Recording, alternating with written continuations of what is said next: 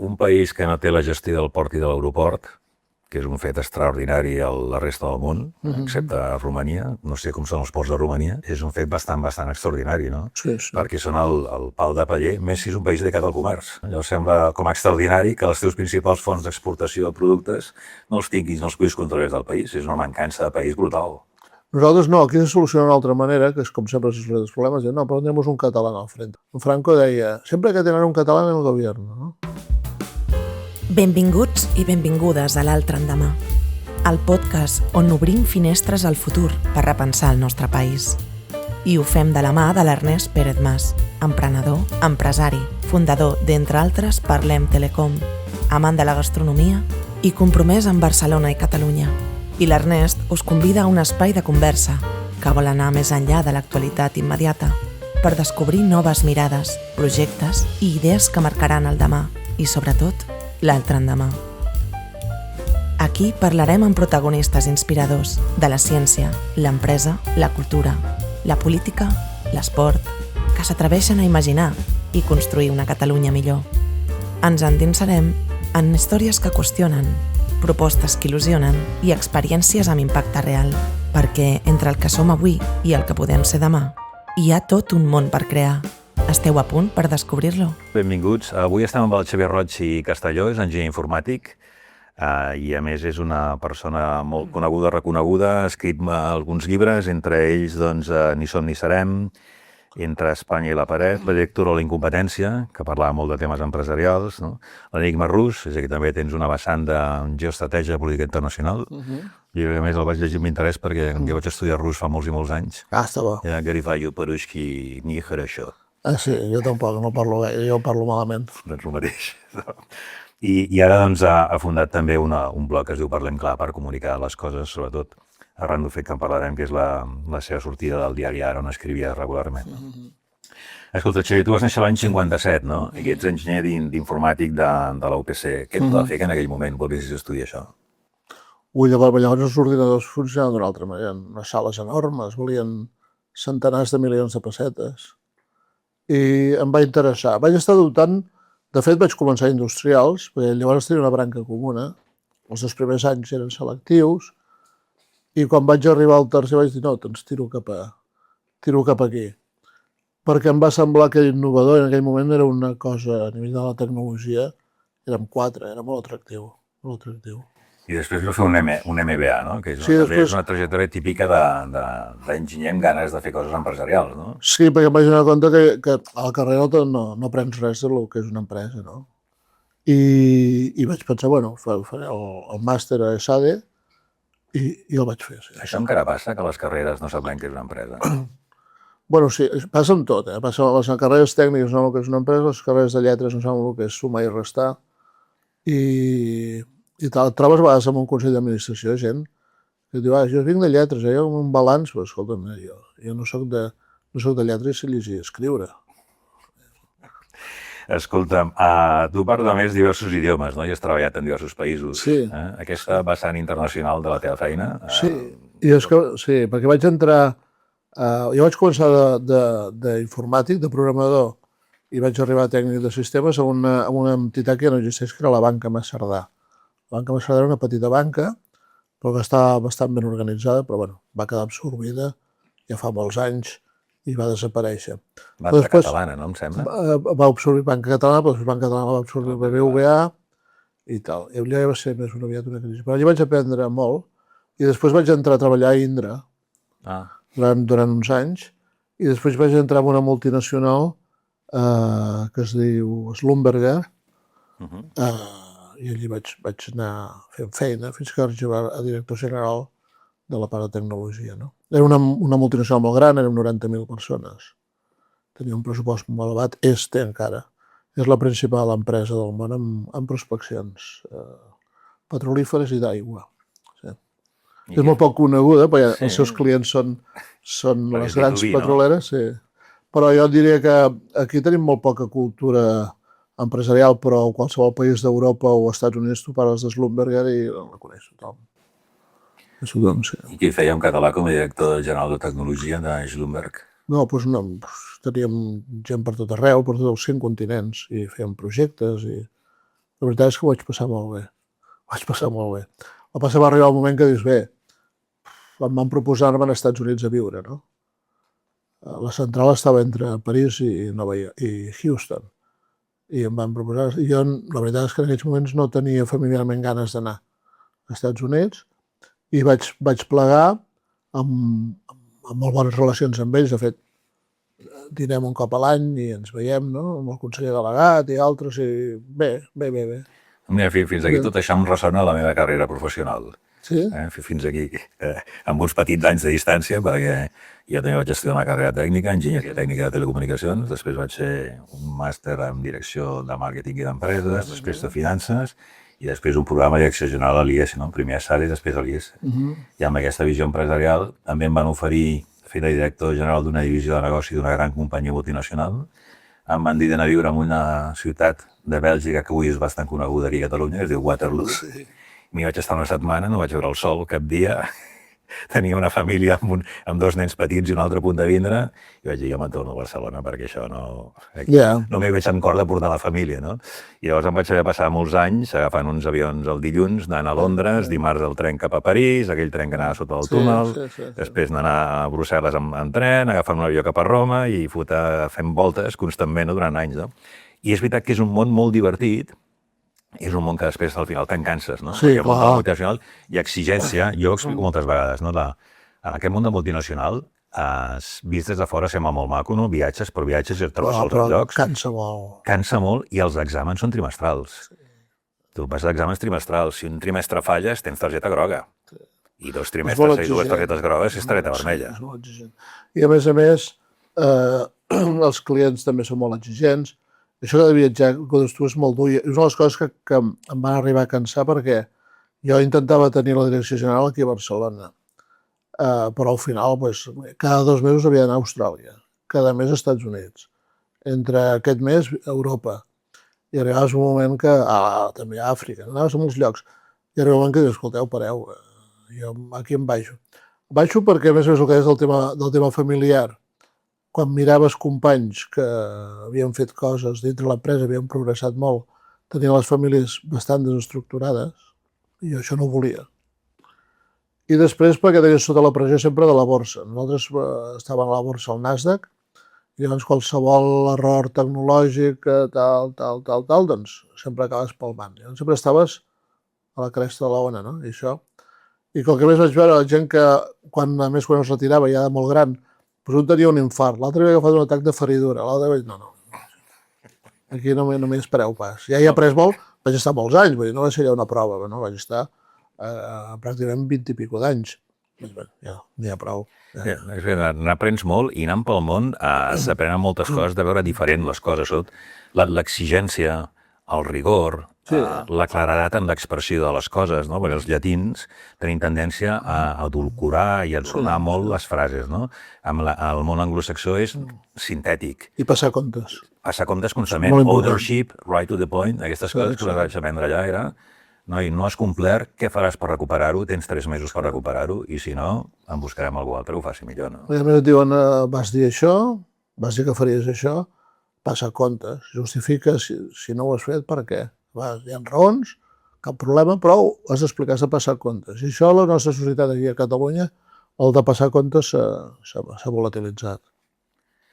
Sí, llavors ens trobem en una societat en què, com que no passes comptes, sembla que tot sigui gratis i tot va avall, i en un món globalitzat no podem anar com si fóssim una reserva aïllada del món, no? Un país que no té pressupostos a cap dels seus nivells, ni a nivell autonòmic, a nivell d'Espanya central, ni l'Ajuntament, i es veu que és una societat que, a part de part democràtica, perquè quan això passa a qualsevol país del món, el govern plega i hi ha eleccions. Això hauria d'estar regulat a la Constitució, o allà on sigui, no? Sí. El lloc màxim.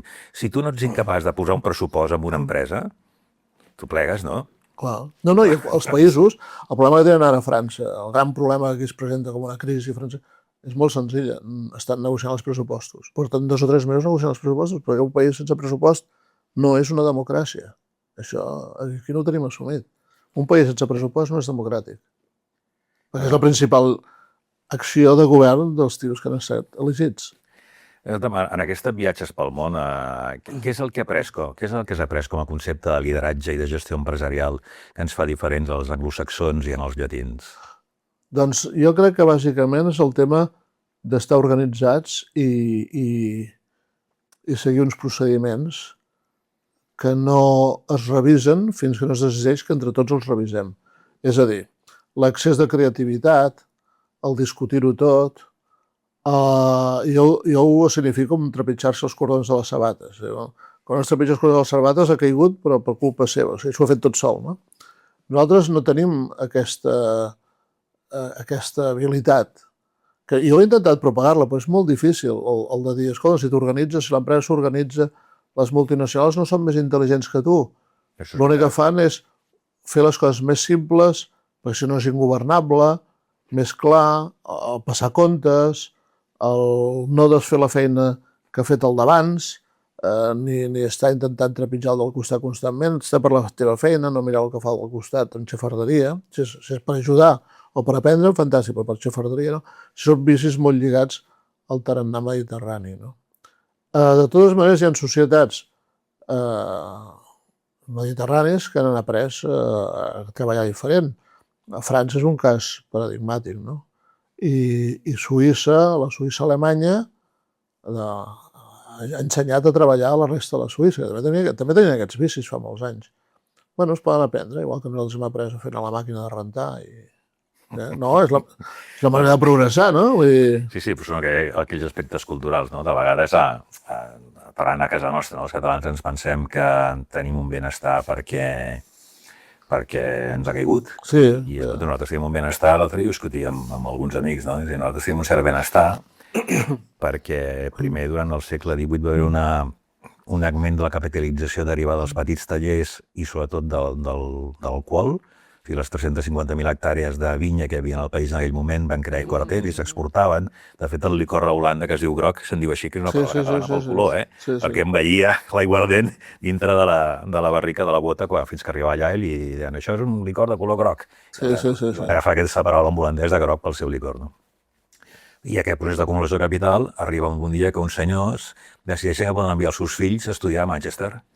Es viatgen, van pel món, veuen què passa a Manchester i venen aquí i comencen a muntar les fàbriques i traslladen la tecnologia que han après fora viatjant amb curiositat en un país que no té riqueses pròpies. No, clar. Doncs, amb coneixement, amb viatge, amb curiositat, amb coneixement, acaben creant una indústria que és un fet pràcticament exclusiu no sé de tota la Mediterrània, perquè haurien de treure al nord d'Itàlia, no? Però de la península Ibèrica segur, no? Sí. No? I això no és un fet que ve és un fet cultural. No, però és una tradició. Clar, és que Catalunya i el que em sembla que s'està perdent, el seu nervi és el comerç. Per la situació en què estava, per la tradició medieval, el primer gir bancari del món de la història es va fer a Barcelona. Sí, la taula de canvis. I va ser perquè es comercialitzava amb Gènova, amb tal. O sigui, el comerç ho portem a la sang. Ara sembla ser que el comerç està mal vist i ser emprenedor i vendre i comprar és dolent, no? Amb això ens hem espanyolitzat una barbaritat. I això s'està perdent.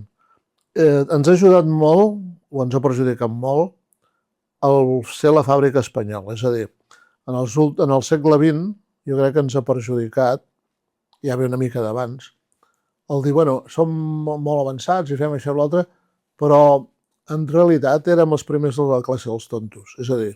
Bueno, era aquella disputa entre els lliurecanvistes i els proteccionistes. Que va tenir lloc al final del segle XIX. I teníem raó de que el mercat es protegís, perquè qualsevol indústria que comença, i més en aquell temps, s'havia de protegir si volies fer-la gran. I això és el que passava amb el tèxtil, la indústria catalana. Això ha passat a finals del segle XX, i més tard a la Xina. Exacte, ja ha passat a la Xina, però al Japó. O al Japó. Això passa a tot arreu i és normal. I van començar els anglesos amb això, obligant a posar el Made in England. Per dir, és nostre, som nosaltres. Per això n'han fet un abús. I diguem-ne, a l'època franquista també no se'ns van donar les eines per obrir-nos a l'exterior. Ens va acostumar que tenim un mercat captiu que era l'espanyol. No? I això ens ha costat molt. I ho hem pagat car a l'hora d'integrar-nos a Europa i hem perdut posicions quan compares amb Europa perquè no estàvem habituats. Ens en podem sortir, Però hi ha que lluitar, perquè a més l'espanyolització ve també amb aquest concepte, no? Comercialitzar és dolent. O sigui, vendre i comprar és dolent. Això És agrari, és la mentalitat agrària. Tornem als clàssics, no? La diferència entre Castella i Catalunya és Catalunya un país de comerç medieval, amb els consolats del mar, la seva política mediterrània, comerç a tot arreu, la taula de canvi, i Castella un país de conquesta, de lluita, de guerrers... I el que preocupa... El que preocupa és que... No s'ha acabat d'encaixar mai bé. El que preocupa és que a Catalunya això s'està atacant d'una manera activa, sobretot per al progressisme català que ho veu malament també, no? Vull dir, no és tant un problema de dretes o d'esquerres com d'un ambient que és transversal, d'un cert progressisme benevolent i en certa manera toca timbals, que es pensen que la riquesa surt de no sé on.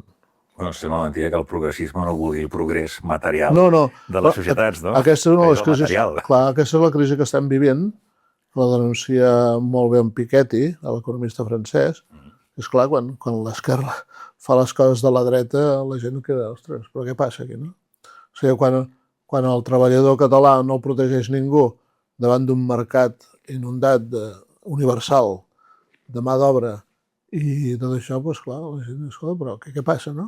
Què és això? Les esquerres no fan el seu rol, que era bo, les esquerres el seu rol, les dretes el seu rol, la socialdemocràcia es financiava amb idees de l'esquerra, però finançat, diguem-ne, per l'esperit mercantil de la dreta. I és una combinació fantàstica. Però quan deixes de fer el teu rol, de ser progressista, i et quedes amb uns clitxers que el que està passant, doncs la gent, això es ressent. I es nota pel carrer, no? Sí, bueno, es nota sobretot en la pèrdua de competitivitat de la indústria i de l'economia catalana, no? Fa anys que estem estancats, el PIB per càpita no creix, hem passat de Catalunya als 6 milions als 8 milions, però no genera riquesa. El PIB per càpita de Catalunya respecte a Europa ha passat d'estar al 105% a estar al 93%. 93%, estem per sota del 100% de la mitjana europea. Sí, estem per sota de la mitjana. I s'hi han incorporat països com Romania, Bulgària, Polònia... Aquest és el fet, que a sobre, des de l'any 2000, quan estàvem per sobre, haurien d'haver pujat, no? Perquè els països que s'hi van integrar eren pobres. Doncs no hem baixat. I bé, doncs això, hi ha que lluitar contra... Sobretot hi ha que lluitar aquest estat d'ànim que és dir la riquesa surt de no sé on. No, la riquesa surt del treball, del comerç, de la indústria, de la productivitat, però no surt de l'aire, no? Portem uns quants anys en què la riquesa surt de l'endeutament. Clar. Que això és fictici, no és riquesa, no? Perquè en una companyia diries m'he endeutat i per tant al balanç tens en l'actiu el que has comprat i el que has fet i en la passió tens el que deus, no? Sí, però això que dèiem, no? No hi ha un balanç en el públic. Si no hi ha pressupostos públics no pot haver un balanç. Si portem 3 anys sense pressupostos, tant a la Generalitat com al Govern Central, com a l'Ajuntament, penso que són 2 o no sé quants, sense pressupostos, és que és un tema... Clar, i si la gent ho accepta... Abans tu deies que la Constitució hauria de posar això. I una cosa que vaig aprendre jo de treballar en multinacional és que en els contractes no només has de dir el que no s'ha de fer, sinó que has de dir què passa si no es fa. Perquè la Constitució espanyola diu que el pressupost s'ha de presentar a l'octubre o novembre, no recordo, i ha d'estar aprovat abans del desembre. El que passa és que no diu què passa si no. I això en els contractes, des que jo vaig treballar en una multinacional, vaig aprendre. Si dic que això tu no ho podràs fer, he de posar què passarà si ho fas. I si el règim sancionador. Perquè jo no puc assumir que passarà, no? Llavors, en la Constitució no posa, en lloc de dir, si la Constitució digués, en aquest cas es dissolen les Corts, o es dissol el Parlament de Catalunya, i hi ha eleccions, doncs la gent s'espavilaria per tenir pressupost, si no volen eleccions, clar. Correcte. Que és el que passa a França, Alemanya, Itàlia. És la manera de forçar que hi hagi enteses, no? Escolta, tu fa temps que et dediques a fer d'assessor empresarial i consultor. Com van els començaments d'aquest canvi des de la multinacional fins a fer de consultor? Bueno, de fet, on estava em van contractar des de fora per fer algunes feines i no em va anar malament. La veritat és que no em va anar malament. A l'època de la recessió del 2008, que és quan vaig fer aquest salt, va ser un mal moment econòmic, no?, per fer-lo. El 2008? Sí, la gran recessió. Llavors va ser un mal moment, però al final me'n vaig sortir. I sí, bàsicament penso que és un valor afegit important. És a dir, assessorar per dir com pot ser més productiu, millorant els processos, millorant la tecnologia, és una feina que Catalunya encara té un gran recorregut, perquè la petita i mitjana empresa no valora prou que arribar a les 9 a una reunió si s'ha quedat a les 9, no desfer la feina que fa el del costat, ser seriós passant comptes, etc., són uns procediments que creen un estat d'esperit que en aquests moments només la indústria els té.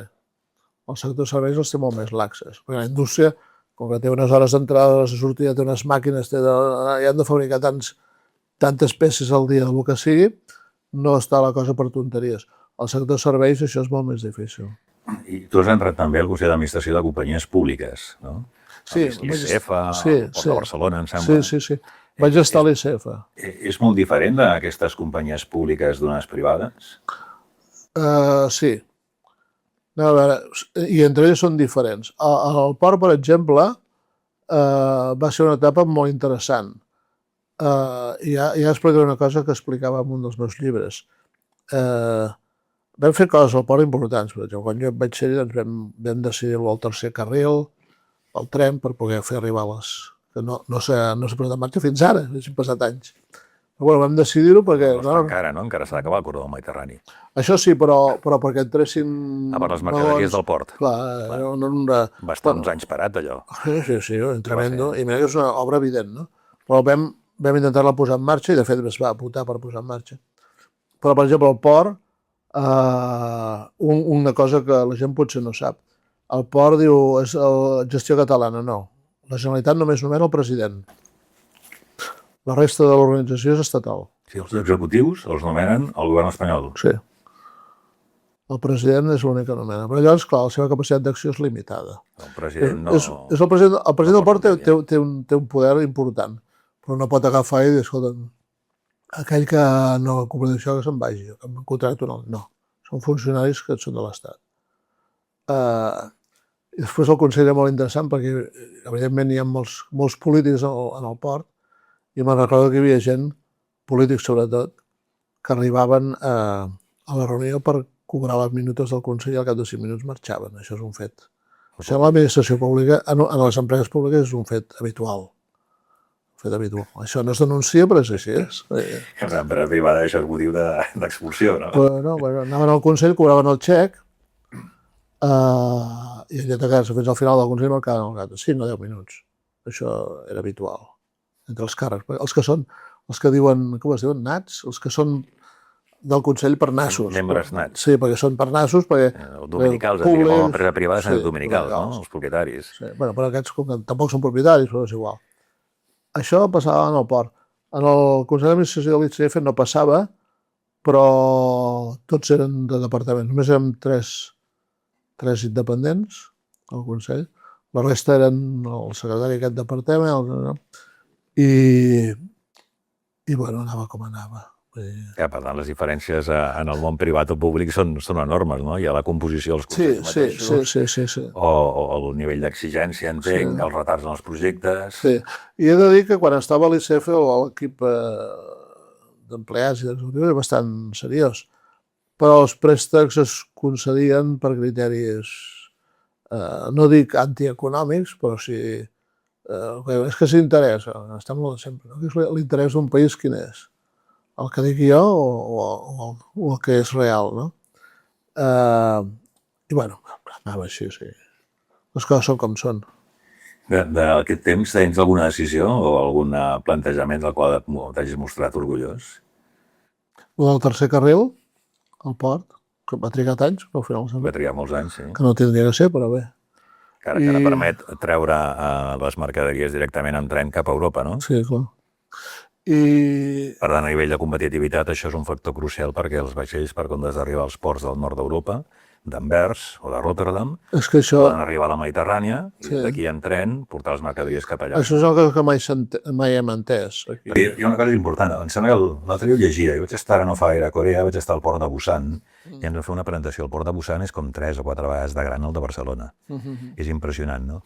I ells concentren el tràfic de mercaderies de la Xina i de Rússia cap als Estats Units, cap a la costa oest dels Estats Units. No?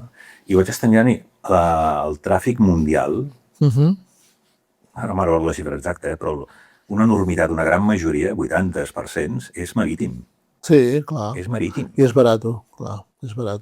Posar-lo a terra en un lloc i tindre un tercer carril per enviar-lo per tren, és vital. Però això ja sembla mentida que s'hagi trigat tant. No? És el que et dic, que la gent no es dona compte d'on surten els diners. Hi ha molts casos, no? L'aeroport de Barcelona. L'aeroport de Barcelona, no sé si necessita una tercera pista o no m'ho he estudiat en detall, em temo que no, però el gran problema de l'aeroport de Barcelona és que les panxes dels avions arriben buides. Arriben plenes de gent i panxes buides. I llavors et trobes... I per què arriben sense mercaderia? Si tens el port al costat. Perquè és burocràcia i no hi ha promoció comercial. No hi ha promoció comercial d'això? No, clar, perquè és una colla de funcionaris els que gestionen allò, no? L'AENA. I... Va així. Això vaig estudiar-me un dia en detall perquè, clar, volava un dia des de Qatar i vaig veure Qatar on vola i tal, vaig veure Barcelona, Madrid, algunes vegades Màlaga, el turisme, i Saragossa. No crec que vegin arrasar la Pilarica. I allí és al revés, van per la panxa plena i els seients buits. I vaig dir, i vaig mirar i sí. Si són avions comercials que els fan servir com a mercaderia. Clar, sempre. Algun bitllet. És que aquesta és la gràcia. És a dir, els avions si t'hi fixes, en un aeroport veuràs que els avions de cargo n'hi ha, però ja el que s'ha especialitzat molt és optimitzem. Si van la panxa buida, doncs combinem cargo amb comercial. Llavors tu quan vas a Pròxim Orient, que vas a un supermercat, veuràs tomàquets i coses perfectament produïdes a Catalunya que venen d'Holanda. Clar, perquè has d'anar a Schiphol, però després no. I tens un vol aquí, tenen vols aquí al Mig Orient cada dia 3 o 4. No? Però és la gestió centralitzada. Els aeroports a la resta del món tenen gestió individualitzada. No, em sembla que hi ha un altre país del món que és Romania. Són les dues úniques excepcions, Romania i l'estat espanyol. A França... A Itàlia, per exemple, que conec bastant bé, que és la Llombardia, l'aeroport la gestiona la Cambra de Comerç. Sí, a França. A França són les cambres de comerç o una autoritat creada amb l'autoritat local i ja està, i s'acaba la pel·lícula. No? S'acaba tot el món, però aquí són més llestos. I de totes maneres, quan va haver el nou estatut, estava parlant amb una persona precisament del port de Barcelona i em va dir això, no? Si era l'Estatut nou o del 2008, o sigui, no me'n recordo quin any és aquell. No es concedeix la gestió del port i de l'aeroport. 2030, setembre del 2005, pot ser? Pot ser. Es va aprovar el 2006 el referèndum, una cosa així. Fa 20 anys. Sí, si no s'aconsegueix la gestió de l'aeroport per Catalunya, no creuré mai més en les polítiques, però ja pots anar-hi deixant de creure. Vam treballar-ho i vam intentar influir en els polítics i tal des del port, des del Consell. Vinga, tal i qual, i al final...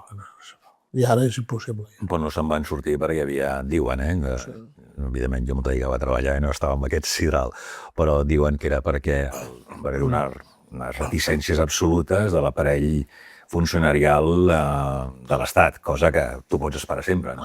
Sí, però jo me'n recordo que un polític que va estar en les negociacions de quan es van traspassar els Mossos d'Esquadra, un general de la Guàrdia Civil diu la policia passarà a Catalunya por encima de mi cadáver.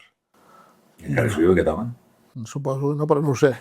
Però ho veus, no? Vull dir, depèn de la força que li vas donar i de la importància que li vulguis. Que les paraules se les aporta el vent. Sí, al final saps què passa? Que els que negociaven tot això, insisteixo, no saben d'on sortien els diners. Si tu saps d'on surten els diners, si els que negocien això de veritat sapiguessin d'on surten els diners, fa anys que l'aeroport i el port serien gestió catalana, però no ho saben. Un país que no té la gestió del port i de l'aeroport, que és un fet extraordinari a la resta del món, excepte a Romania, no sé com són els ports de Romania, però és un fet bastant extraordinari, no? Sí. Perquè són el pal de paller, més si és un país dedicat al comerç. Sí. Llavors sembla com extraordinari que els teus principals fonts d'exportació de productes no els tinguis, no els puguis controlar del país. És una mancança de país brutal. Nosaltres no, aquí se soluciona d'una altra manera, que és com sempre se solucionen els problemes, diuen, no, pondremos un catalán al frente. Això ho feia en Franco. En Franco deia, sempre que tenen un català en el govern, no? I el fotia a indústria o a comerç. I així tots contents, el que es fa ara. AENA presideix un català, bueno, que va néixer aquí, i estava també el Duran Lleida. I, bueno, van posant catalans, conyo, lo de decir que no influeix, no? Com el Tribunal Constitucional al seu dia. Com si quan tu tens el 5%, ja ho saps, Sí. Consell d'Administració tens el 5%, l'únic dret que tens el respecte al soci minoritari, però res més. Res més. La gestió la fa l'altre 95%, però bueno, aquí estem tirant tots contents. Però tu creus que a Catalunya aprofitem bé perquè tot i que tinguem aquestes mancances de base, creus que aprofitem bé el talent directiu? Perquè el talent directiu nostre creus que és bo, és competitiu, és competent. Hi ha molts directius catalans com pel món. Sí. Ara mateix als Estats Units, a Califòrnia o en els desenvolupament de tecnologies d'intel·ligència artificial, veus que hi ha molts directius en els punts claus que són catalans. No? Sí, no, i n'hi ha a tot arreu.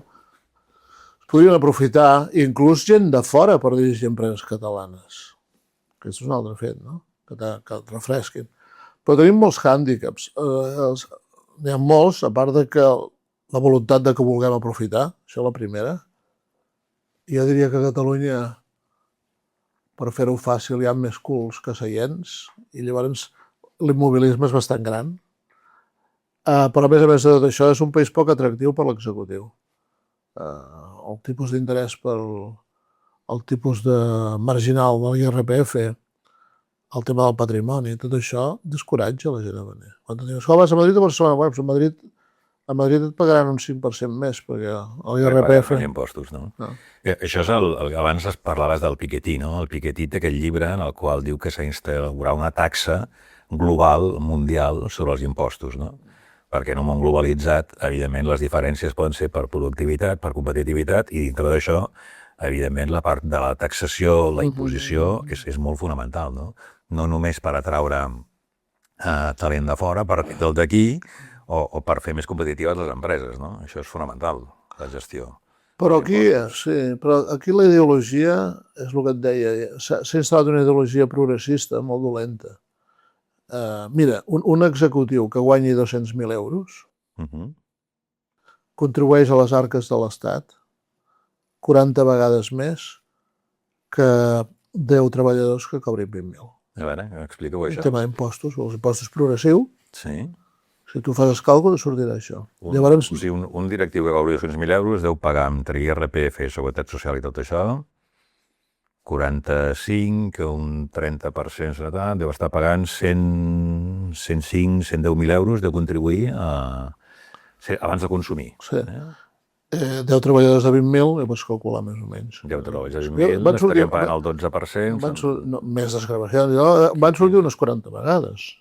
40 vegades, ho vols calcular? O sigui, un directiu contribueix 40 vegades el que un treballador de 20. Almenys si fas els càlculs altres vegades sortiran 35, però vaja, una proporció... Però tu dius que has de... Si tenim 10 treballadors de 20, contribueixen una cinquena part del que està contribuint un treballador de 200. Sí. Llavors, un país amb treballadors d'escassos ingressos té una gestió, o té una contribució en els impostos escassa. Sí. I no genera valor afegit, ni genera la competitivitat de l'Estat. I el consum dels recursos públics, transport, ensenyament, educació, com a mínim és 20 vegades.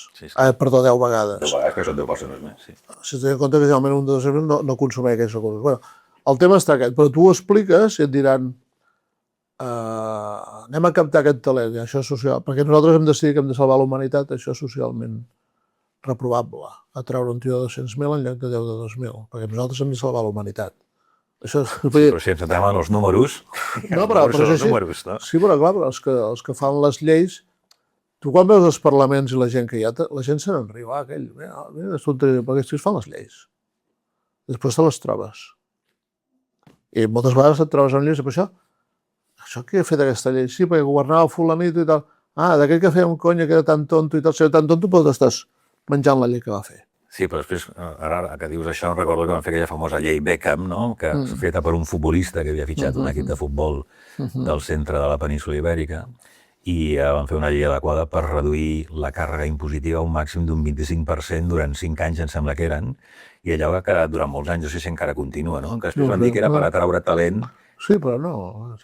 Les lleis es fan sense una visió a llarg termini, es fan a curt i són Sí, per exemple, la llei Beckham era sí. una requesta d'un club de futbol. I després una altra que fa una llei contrària a l'anterior per rectificar-la.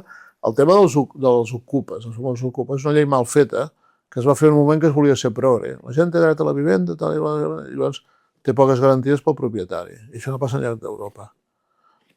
Bé, però te la menges, ara ens l'estem menjant, no? No n'hi tingut problemes amb els ocupes, però pel que llegeixes, el tema és així. Em preguntes això perquè és una llei, no li diu molt progressista, li diu molt garantista. Es diu garantista. No, però molt progressista tampoc no pot ser. No ho és, no ho és. No, ho dic perquè, clar, això provoca els ocupes, no? És un problema que dius, escolta, si hi ha gent que es queda a viure en un apartament i no paga el lloguer, d'entrada, els que estan pagant el lloguer tenen un greuge, no? Si estàs en la majoria d'apartaments estan en barris obrers, si hi ha assalariats o obrers, tenen baix poder adquisitiu que paga religiosament el seu lloguer i no té cap avantatge dels que han decidit no pagar-lo per qualsevol circumstància, no? I si a sobre se'n van i són ocupats per gent que ho fa de manera violenta i estableix condicions de relació social, que tenen altres maneres de treballar o de fer les coses, que tenen uns altres hàbits i costums i que suposen crits, violència, tràfic de substàncies il·legals, etc. Això acaba degradant aquest mateix edifici i creant problemes, no? Sí, clar. Això no em sembla molt progressista, perquè això que deixes desemparat les classes amb menys poder adquisitiu de la societat. És el que acaba passant perquè no és un problema de dreta o esquerra, jo dic, les nostres lleis haurien de ser més equiparables al que passa a la resta d'Europa. O sigui, com que tenim una classe política poc viatjada, el dret comparat els importa un rave. Llavors fan lleis absolutament desconnectades de l'experiència política de l'exterior, no? Tinc un amic que l'altre dia em deia, he invertit en 2 o 3 pisos, però ho he fet fora de Catalunya. Perquè... Jo tinc una mica que em va dir el mateix. Sí? Estava fent-ho aquí i ara ho està fent fora. Diu, però quina és... No, la por no és inseguretat jurídica ni inseguretat política. O sigui, que demà vingui l'alcalde de torn i digui, ara aquests els creuen el 10. O sigui, jo vull saber quin és. O sigui, 10, 20, 30 o 100. Què han aconseguit amb aquesta inseguretat? Doncs Catalunya té 3 pisos menys de lloguer, perquè els hem invertit a fora. I a més, la formació de capital brut s'ha anat a fora. Ja està, aquesta és la realitat. Has de donar certesa a la gent. Sí, quines siguin les normes, han de ser de llarg termini, ben pensades, ben aplicades.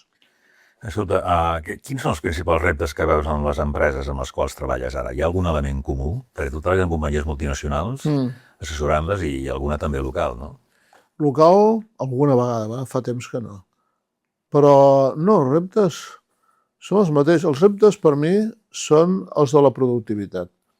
La gent, parlar de productivitat li fa molta por, però l'informe Draghi insisteix molt en això, perquè la productivitat és la font de l'estat del benestar. O sigui, com que crec en un estat del benestar potent, sòlid, no que regali les coses, però que sigui sòlid i ben estructurat, això només surt de l'estat de la productivitat. És a dir, una societat amb un estat del benestar fort, amb una socialdemocràcia ben establerta, ben instal·lada i a més, existeix perquè hi ha uns senyors que treballen i diuen, com que produint 100 i jo només visc amb 60, em queda 40 per ficar-lo en això, per aquest estat de benestar. Si tu no tens una productivitat alta, no tens excedent. Si no tens excedent, no hi ha estat de benestar. Això li està passant a Catalunya. Està baixant la productivitat, els serveis públics se'n ressenten, perquè no hi ha prous diners per mantenir-la. La productivitat és vital. I al final, perquè el que tots pretendem al final és que la gent treballi 4 hores. Va haver un moment que es va passar de no sé quantes a 8, o a 10, després de 10 a 8. Ara, si fóssim intel·ligents amb la intel·ligència artificial, agaféssim una gran embranzida en productivitat, hauríem de dir, començats a plantejar, de fet França ja ho va fer, perquè treballen 35 hores a la setmana des de l'any 2000, ja. Plantegem-nos que en lloc de treballar 8 hores, doncs treballem 6 hores. Perquè, com que som molt productius, ens sobra una sèrie de dies, podem passar en lloc de dir tal, no? Vull dir, la productivitat és clau, i aquest és el secret si volem una societat que mantingui els estàndards de benestar a Europa, en general. I no parlem de Catalunya, no? Perquè en un món globalitzat, que és la part del discurs que falta, no?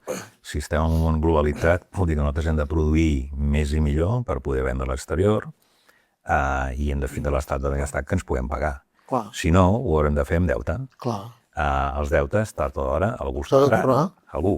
No? Ara sembla que hem viscut durant molt de temps amb la molla aquesta del deute públic permanent, no? que a més s'ha crescut d'una manera brutal la massa monetària internacional, no? En el món mundial, no me'n recordo quant de temps, però els últims anys s'ha triplicat, no? La massa monetària, però curiosament el deute de les empreses i les famílies, almenys aquí, ha disminuït i la deute dels estats s'ha disparat. No?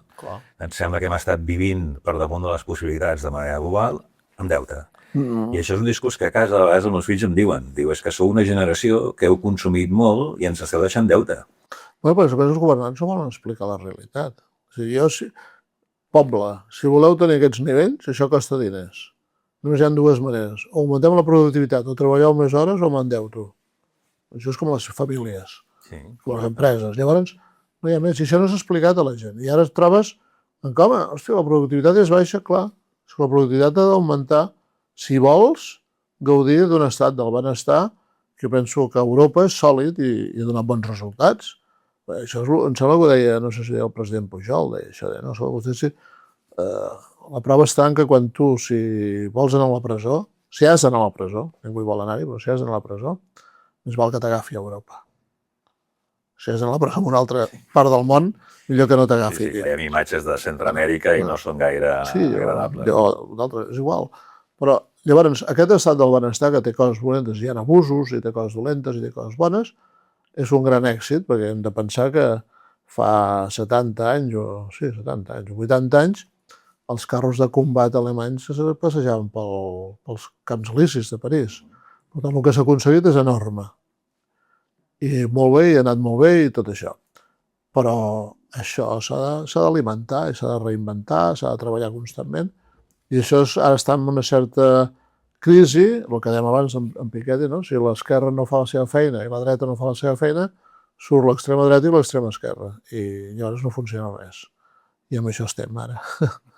Escolta, en aquest món globalitzat, si parlem competitivitat, jo us dic a la gent amb qui treballo, no? Tots tenen 25 anys, la immensa majoria, i els dic de vegades, és que com no canviem, acabareu treballant per empreses asiàtiques.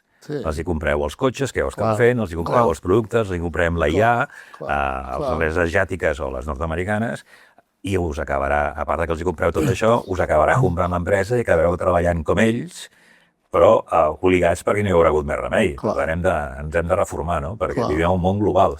Tot i que ara que sembla que aquesta globalització sembla que vulgui anar enrere, no? El canvi de... Tu has escrit diversos llibres, no? Sí.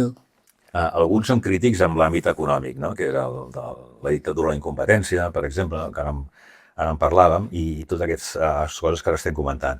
Però també n'he escrit un d'una mica de geopolítica, no? Que era l'enigma rus, no? Sí. El llibre aquest que vas escriure. Ara sembla que hi hagi alguns canvis en el món en què hi hagi com una renacionalització o tancament, algun possible tancament de fronteres, les pujades d'aranzels, que al final són això, no? Per tant, sembla que el món vagi cap a una antiglobalització o una frenada, si més no. Com ho veus, això?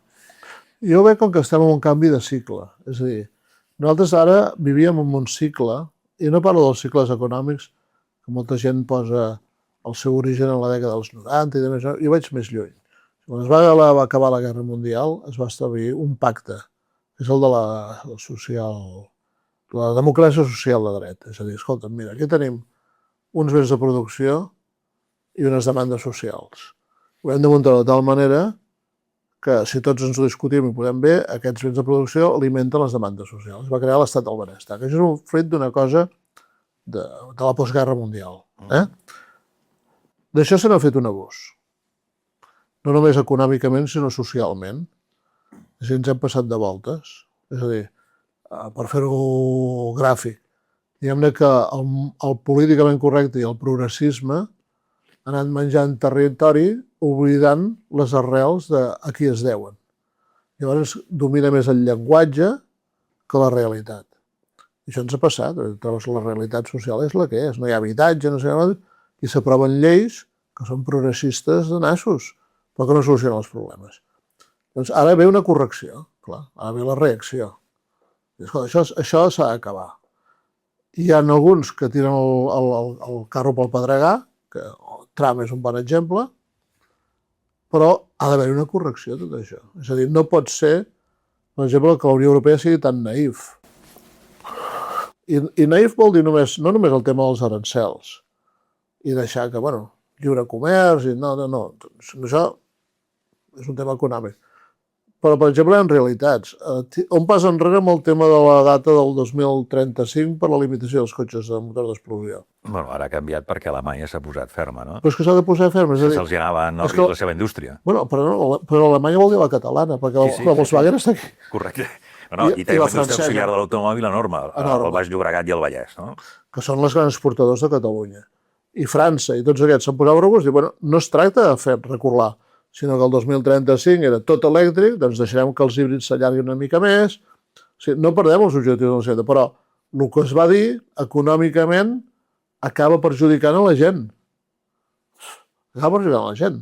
Has de fer fora gent, es queden a l'atur, la venda de cotxes baixa, no genera riquesa, l'estat del benestar s'haurà més... S'ha d'anar compensant tot això. És a dir, no es pot seguir actuant de cara a la galeria. S'ha d'actuar per al benestar de la gent, i el benestar de la gent passa moltes vegades per ser impopular. Això és el que està canviant. Tu ara escrius, tu has escrit aquests llibres, no? Dones opinió, has escrit també a l'Ara, que després en va sortir perquè va haver-hi una... Volien censurar un article. Sí. Volien censurar un article, no? Sí. I llavors el va retirar i te'n va sortir, no? Sí. Ets un home amb idees fermes, no? Del morro fort que m'hauria dit a casa meva quan érem nanos, no? No sé si fa servir aquesta expressió avui en dia, però... I un avantatge que no estic obligat a tenir el cull llogat. Mira, això t'ho vull dir amb una vegada, qui té el cull llogat no sé com vol. Exacte, no sé com vol. Això el periodisme s'ho hauria de fer mirar. Però ara escrius també a Via Empresa i altres mitjans, com ara Parlem Clar, que has fundat, no? És a dir, tens una vessant que és intel·lectual de creació de discurs i anàlisi de situació i creació de discurs, i una altra és la de gestió, no? Això no és gaire habitual. En quina part que et trobes més còmode? Són indissociables. És a dir, jo no entenc que un directiu no tingui el racó intel·lectual, ni un polític, ni ningú. Algú que té responsabilitats directives ha de tenir un racó intel·lectual forçosament. És a dir, el directiu o el polític neci, incult, no interessa a la societat, no li interessa. Ni a la societat ni a l'empresa. Els populismes sí, perquè triomfen precisament per això, no? Sí, però sempre són coses a curt termini. Els populismes triomfen sempre a curt termini. Però a la societat li interessa gent que pensi, que hi hagi... Per això els polítics que han sigut intel·lectuals i han escrit coses, doncs les seves idees romanen, i els directius que ho han fet també. I es pot tenir la ideologia que vulguis. L'altre dia es va morir l'antic president de Renault, ara no em ve el nom al cap, però un home remarcable. Deia, es pot ser com s'ho feien, es pot ser un directiu d'esquerres, exacte, es pot ser un directiu i d'esquerres, perquè ell era d'esquerra, era més aviat socialista, i havia sigut president de Renault. Es pot ser un directiu i d'esquerres, el que no es pot ser és un directiu d'esquerres. És a dir, aquesta vida ja té la part intel·lectual o la part personal de la part de la feina que fas. I tot això dona un conjunt que és harmònic. No? Però diguem-ne que un directiu o un polític tonto no va enlloc. La vida és així. Per molt que tingui èxit amb la seva especialitat. En molts casos a fer demagògia des del Parlament i a l'altre portar una empresa dalt de tot, però amb una visió curta. És perillós. En això que comentàvem ara, no? La generació de baix valor afegit, de l'estancament del PIB per càpita a Catalunya, hem passat de la 6 milions als 8 milions, però la riquesa per càpita és la mateixa, els serveis en l'estat del benestar estan una mica col·lapsats, els estem subvencionant amb deute que algú haurà de pagar. Tot aquest discurs ve perquè ens hem centrat en sectors de baix valor afegit, no? en estar com bastant demonitzat el turisme, no? Diguem-ho d'alguna manera, el turisme i totes les feines que hi ha al voltant, no? Sí.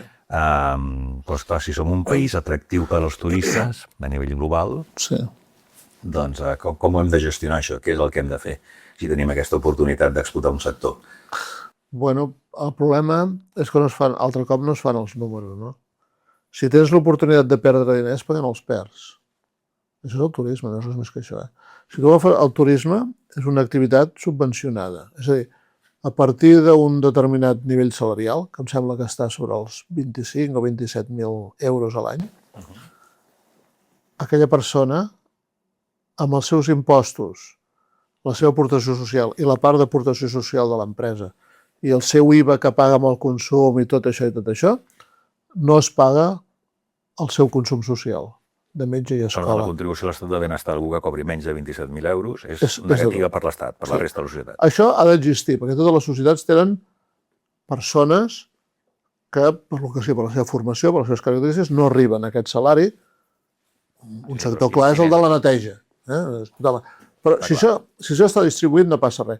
Quan tu tens un sector sencer, que la majoria de la gent està en aquesta situació, a aquest sector no li interessa a la societat.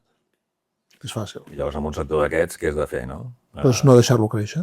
No deixar-lo créixer. Per O tant, augmentar-li els impostos i que sobrevisquin només el percentatge que ho fa bé. Com qualsevol altra activitat, però és que estan subvencionats. O sigui, hem d'aprendre que estem subvencionant una activitat que al país no li interessa, però a més estem traient recursos per donar-li en aquest sector. Per tant, això, amb una empresa el que faríem seria, si tenim molta demanda, pugem preus. I pugem preus i pujarem salaris, perquè com que ens interessa mantenir els treballadors, ho haurem de buscar els millors i els haurem de pujar el salari perquè serà més competitiu. Clar. Sempre que hi hagi una restricció, esclar, és que és una altra discussió, no?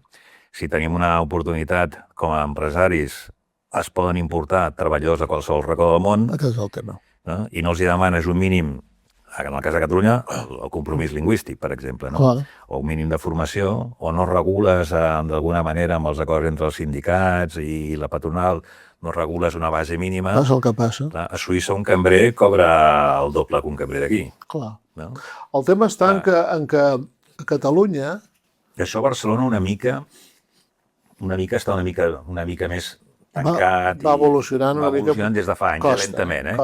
Costa molt, Però hi ha molts altres- llocs de Catalunya que això no passa, no? No, és que el problema de Catalunya és que hem pervertit el model. És a dir, la immigració a tots els països és necessària. I aquí va passar als anys 50. Aquí ha passat sempre, Catalunya és un país d'immigració. Sí, però Tota la seva històricament, però des de fa segles. enraonada. És a dir, als anys 50 va venir molta immigració dintre d'Espanya perquè Catalunya havia de fabricar tots els productes, perquè era un mercat captiu a Espanya, tots els productes que Espanya no tenia i que el boom econòmic espanyol dels anys després posteriors 60 i 70 havia de consumir. I quan jo era petit doncs, hi havia marques d'electrodomèstics catalanes, de televisió, Sí, Corbero, Vanguard, que han passat a la història. Però hi havia de produir tot això. Va venir molta immigració, el PIB però va pujar molt, Sí, però i la riquesa...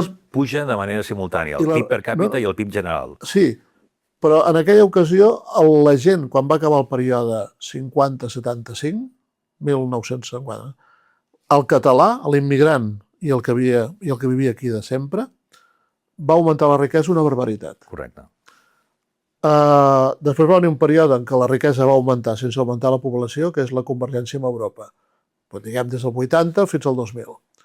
El que ha passat després és una perversió. És a dir, la gent no ve a cobrir llocs de feina per una demanda que es té i que s'ha de cobrir, que és el cas alemany o suís o francès o d'altres. No, aquí s'ha instal·lat una cosa diferent, que és l'empresari que diu vaig a muntar un negoci que pagant salaris normals no seria rendible, però com que tinc accés a la immigració que accepta els salaris que siguin, que vinguin aquests. Llavors s'ha creat una economia que no feia falta. És la diferència amb el País Basc. El País Basc eren Aquest és un bon exemple. Clar. Estem en la mateixa regulació, si fa o no fa. Exacte, és que molta gent et diu és que no tenim l'aixeta de la immigració. No, no és un tema. Aquest no és el tema. El País Basc eren 2 milions a l'any 2000 i ara són 2.200.000. El seu PIB per càpita, comparat amb Europa, era el 14% per sobre de la mitjana. i avui és el 14% per sobre la mitjana. Aquí érem 6 milions i hem passat a 8 i pico. I el PIB ha baixat. D'estar per sobre estàvem al 116, però estàvem al 107, sembla, una cosa així, ha baixat al 97, o al 93. Perquè s'ha crescut amb coses que no feien falta que creixéssim. Per què necessitàvem més turisme? El turisme és un bé, però si tens un bé que et fa perdre diners, no l'explotis. Si hi ha demanda, la No cosa lògica l'explotis. hauria sigut tancar l'aixeta dels permisos... I pujar preus. I pujar preus. Exacte. Però no, però s'ha deixat... Sí, però han fet deixadesa els que governen, han fet deixadesa els sindicats. Els sindicats no poden tolerar que amb la immigració es faci dumping social. Amb la immigració, molts empresaris fan dumping social. Si utilitzen la immigració per baixar salaris. I això és pervers. Llavors, si ho puc crear... Això em recorda ara una frase que em deia una de les meves àvies, que em deia, havia nascut a finals del segle XIX, començaments del XX, i em deia que als anys 20, la meva família, una part, treballava en fàbriques tèxtils, eren obrers. La Sedeta, a la Sagrada Família, aquí a Barcelona. I em deia que, esclar, venien uns obrers de Múrcia als anys 20 i es llogaven per un preu més baix que un obrer català. Clar. I això ho deia una àvia quan jo era nano, parlant dels anys del 1920, no? Sí, clar. Això és un factor universal. Quan Sí, tu pots però tindre gent l'has que de ve regular. del racó del món... Però l'has de regular. Llavors, clar, però llavors no només a Espanya, però és que ara, clar, la mà d'obra és infinita. És infinita, sí. Sempre hi haurà algú que et farà una feina per €1. Tu no pots, això no es pot. Això no es pot utilitzar la immigració com a... La immigració ha de venir per cobrir feines serioses que no podem cobrir, se'n beneficien ells i nosaltres, però nosaltres no salvarem la humanitat. Vull dir, no s'hi ve tota la immigració aquí. I el problema... Un partit d'esquerres no fa gaire que si hi havia gent al Sudan que vulgui que tenia problemes els hauríem d'acollir, no? No, clar, no. És que el problema n'hi ha arreu del món i a tot arreu, És no? aquest progressisme que et dic que no va enlloc, perquè llavors no ha augmentat l'habitatge, no ha augmentat la seguretat social. I l'altre dia ho mirava i dic, Espanya, és que l'altre dia teníem una discussió a casa interessant amb la meva dona i els meus fills, a Espanya, perquè era el número que tenia en mente, hi ha 7 milions d'immigrants, no? I vaig mirar un moment en quins països del món hi havia més conflictes, no? Síria, Sudan. Em va sorprendre moltíssim. Tenim 700 immigrants de Síria. En tenim 500 del Sudan. No són igual dels que venen. No, és que els dels països en conflicte no venen aquí. No venen aquí. Aquí ve gent, el que dius, no? Hem creat llocs de feina baixos, econòmic és immigració econòmica. Llavors això preus baixos i això no és sostenible. Sí, però els beneficiaris d'això són uns empresaris que s'estan forrant a costa que la resta paguem uns impostos per cobrir els serveis socials de la gent que hi ha contractat, perquè ell no se'ls paga. Aquest sector no se'ls paga, aquest és el sector turisme. Sense entrar en consideracions, per exemple, ja t'he dit 25.000, però segurament deu ser molt més alt el tema. El salari mitjà i el salari medià i el salari mínim, que són dues coses diferents, no? Estan convergint, però cap avall. Clar, aquest és el tema. És que això no es pot pagar. O sigui, l'estat del benestar no és sostenible. Això és el que gent s'ha de ficar al cap. Jo avui llegia, és que m'he d'esperar 100 dies per a colonoscòpia. Jo ho sé, perquè a mi em fan la colonoscòpia i soc element de risc de càncer de colon, familiarment. 101 dies, doncs segurament ja tindrà un tumor desenvolupat, això el tenia principal, no? Això no s'ho planteja, això no es fa una llista de la gent que mora perquè no és atesa a temps. Aquestes llistes no surten, són tabú, lògicament, no? Però bueno, això és el que... Quan no fan les coses ben fetes passa per aquí.